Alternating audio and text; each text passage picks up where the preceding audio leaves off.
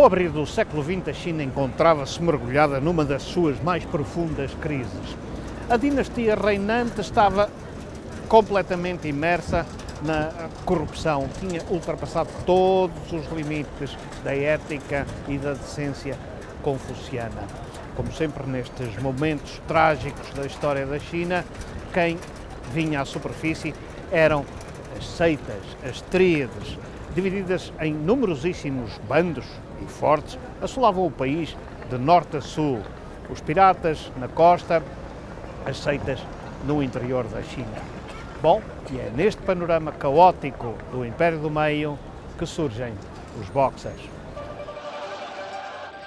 Os Boxers, ou Punhos Harmoniosos da Justiça, eram uma seita secreta constituída por praticantes de artes marciais que se julgavam invulneráveis às balas e que, a partir de 1898, se empenharam numa violenta campanha contra os estrangeiros, atacando diplomatas e cristãos, missionários ou chineses convertidos e também infraestruturas, nomeadamente caminhos de ferro e linhas telegráficas. O movimento começou na província de Shandong, alastrando rapidamente a outras províncias e teve origem na pobreza rural e no desemprego, cuja responsabilidade era atribuída às importações de bens industriais do Ocidente.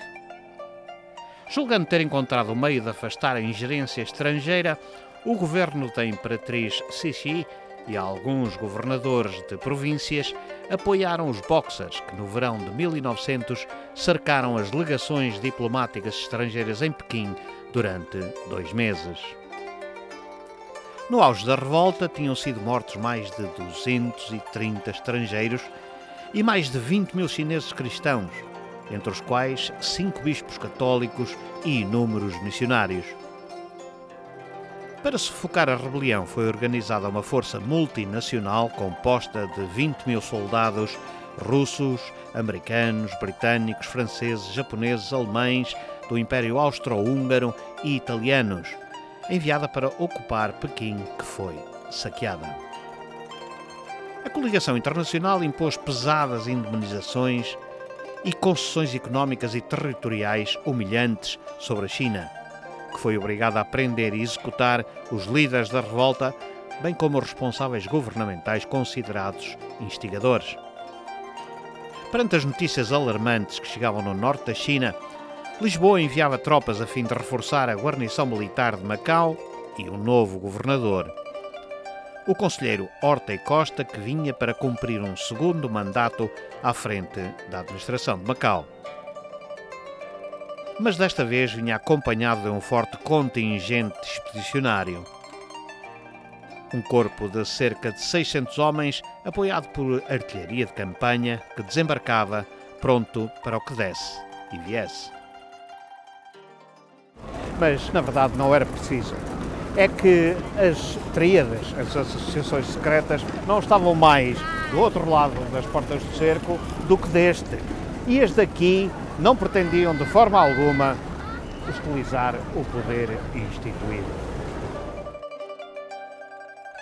As sociedades secretas armavam-se e organizavam-se de facto nas ruas e ruelas do Bazar, da Praia Grande e do Manduco, para se lançarem em mais uma tentativa de derrubar o regime. Para se ter ideia do grau de subversão que reinava em Macau, basta percorrer um pouco as ruas da cidade. Aqui no número 41 da Avenida da Praia Grande situava-se o quartel-general da Associação Regeneradora da China, de Sun Yat-sen. Tratava-se do maior movimento político anti-imperial, mas que funcionava nos antigos moldes das seitas. Os líderes desta tríade apercebiam-se do caos no norte da China, tratando de regimentar os bandos dispersos que atuavam na província de Guangdong e Fujian, em terra e no mar. Esses grupos, cujos números chegavam a ser de 200 a 300 homens, em pequenas armadas que assolavam a província de Guangdong, estendiam a sua atuação pelo Sudeste Asiático até Tonquim. O objetivo era liquidar o vice-rei e proclamar a República na capital cantonense.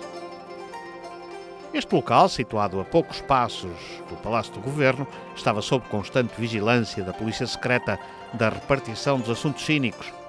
Mas a vigilância parecia visar mais a segurança dos próprios conspiradores do que neutralizar os agitadores.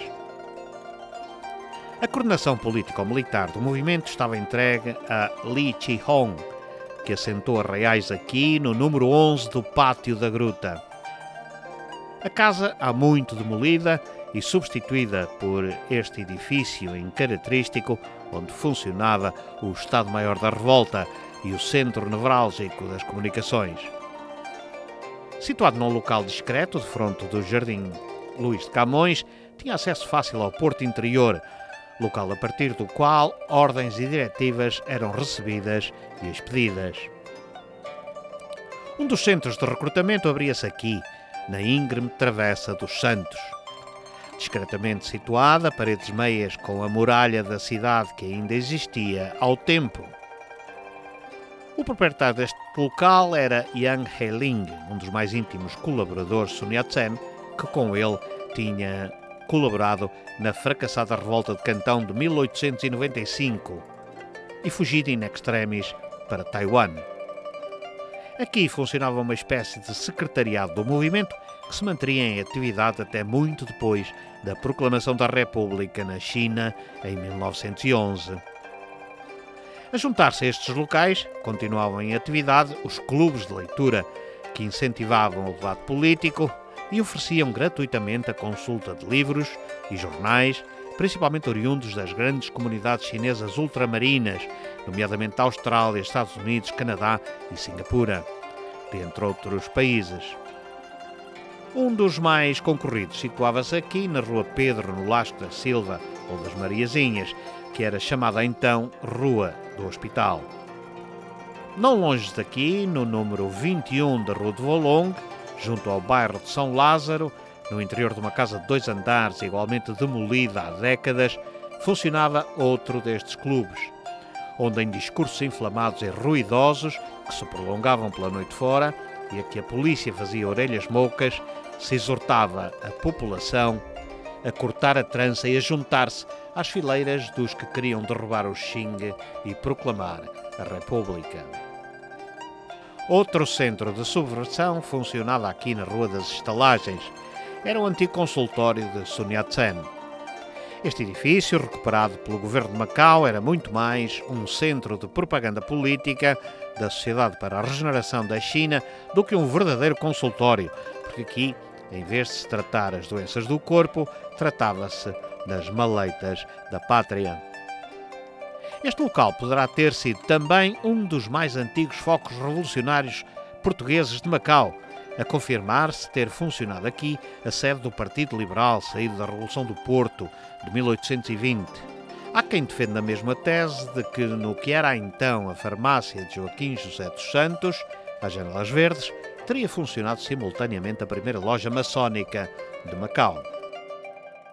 Toda esta rede subversiva de que falamos e que se espalhava aqui pelas ruelas do Bazar estava no dialbar do século XX completamente empenhada em mais uma tentativa de derrube do regime.